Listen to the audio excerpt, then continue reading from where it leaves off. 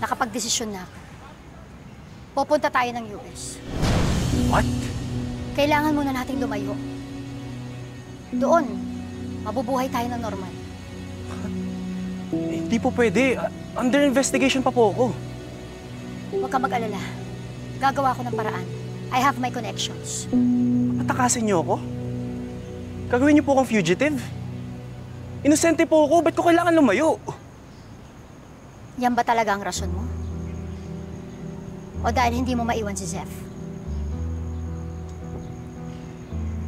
Anak, naiipit ka na sa kaso. Nasasangkot ka sa krimen. Si Zeph pa rin ang iniisip mo. Ano bang gayuma pinakain sa'yo ng babaeng yan? Please ho, huwag yung nagdagdagan yung inis ko sa inyo.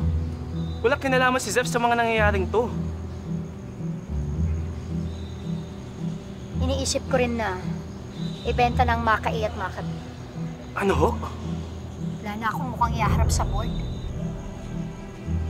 Hanggang ngayon, sarili niyo pa din pong iniisip niyo, no?